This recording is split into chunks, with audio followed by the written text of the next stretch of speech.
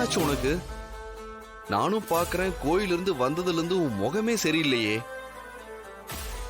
உனக்கு உடம்புக்கு ஏதாச்சும் முடியலையா என்ன?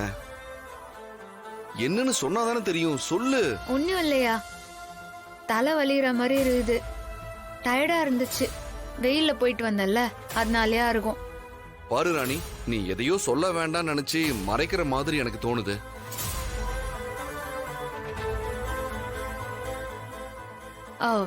அப்படிலாம் ஒண்ணும் இல்லையா, நெசமாலுமே தலைதாயா வலிக்குது. சரி, டாக்டர் வர சொல்லட்டுமா?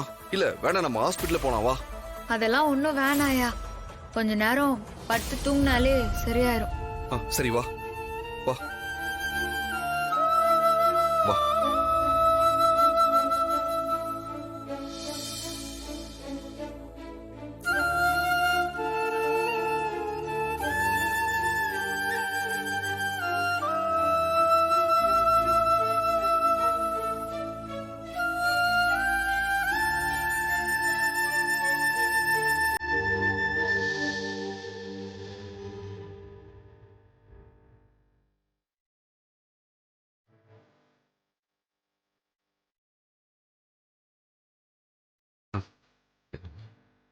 சரி, இப்ப எப்படி இருக்கு?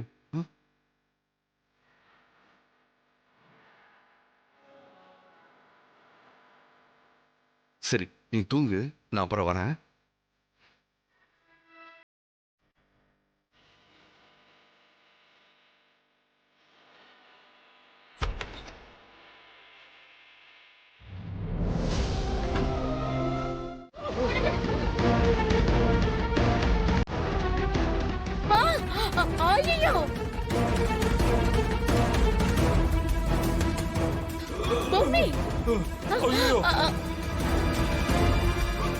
ஐயோ, பொம்மை கைக்கு போயிடு போல இருக்கே.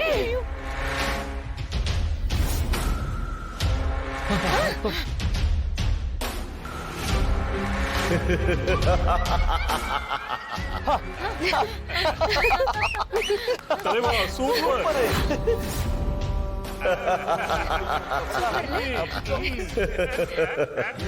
என்ன பொம்மி, அவ்வளவு சீக்கிரம் என்ன அழிச்சிடலான்னு பாக்குறியா? அது நடக்கவே நடக்காது. எது சரி எது தப்புன்னு தெரியாம தேடி வரவங்களுக்கு உதவி செய்யறேன்னு கண்மூடித்தனமா தப்பானவங்களுக்கு துணை போறியே, இது எந்த வகையில நியாயம்? யார் என்ன எதிர்த்தாலும் அவங்க எனக்கு எதிரிதான். இப்ப என் எதிரில வந்து நிக்கிறியே, இந்த நிமிஷமே உன்னை உரு தெரியாம அழிக்க போறேன் பார்.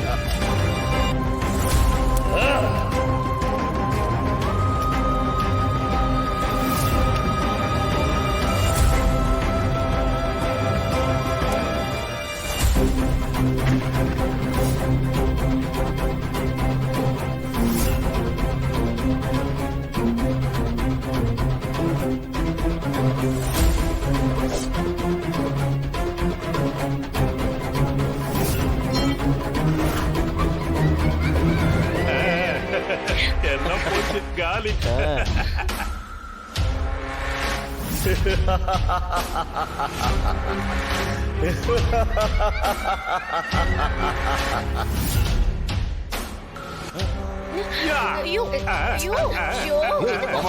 சூப்பர்.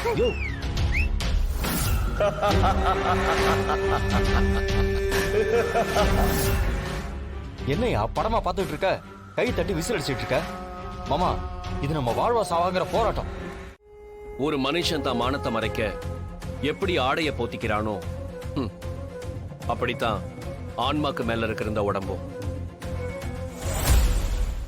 மனுஷனுக்கு நிச்சயமா ஒரு நாள் தெரியும் இந்த ஆன்மா வேற, ஆன்மாக்கு மேல போத்தி இருக்கிற இந்த உடல் வேற என்ன. என்னைக்காவது அந்த ஆடை கிழிஞ்சிட்டா நான் கிழிஞ்சிட்டேன்னு சொல்ல மாட்டான், என்னோட ஆடை கிழிஞ்சிருச்சுன்னு சொல்லுவான். அது மாதிரிதான் இந்த ஆன்மாவும் மனுஷங்கிற இந்த சட்டையை போட்டுட்டு இருக்கு. என்னைக்காவது ஒரு நாள் இந்த சட்டையை விட்டுட்டு அந்த ஆன்மா வேற ஒரு சட்டைக்கு போகும். அது நல்ல சட்டையாவும் இருக்கலாம், இல்ல கெடுதல் உள்ள சட்டையாவும் இருக்கலாம். சட்ட மாதிரி நீ செல்லாம நீ ஒரே இடத்துல இரு அப்படின்னு ஆணையிடுற அருகதையும் தகுதியும் அந்த இறைவனுக்கு தான் இருக்கு. இதுக்கு ஒரே வழி சத்தியம், தர்மம், சரணாகதி, பக்தி. அறியாமை விலகி தன்முனைப்பு அகன்று கர்மம் ஒடுங்கி இறைவனை உணர்ந்து தெய்வீக விழிப்புணர்வு கிடைக்கும் வர ஒரு ஆன்மாவுக்கு இந்த பிறவியானது தொடர்ந்து கொண்டேதான் இருக்கும். ஐயா, நீங்க பேசுறது புரியுற மாதிரியும் இருக்குது, புரியாத மாதிரியும் இருக்குது. என்ன மாதிரி படிப்பறிவு இல்லாத ஜென்மங்களுக்கு கொஞ்சம் புரியுற மாதிரி விளக்கி சொல்லுங்களேன். மனுஷனுக்கு 7 ஜென்மம் இருக்கிறானி. அவன் செஞ்ச கர்ம வினையை பொறுத்து அடுத்தடுத்து 7 ஜென்மத்துக்கு என்னவா பிறக்க போறாங்கிறது தீர்மானமாகும்.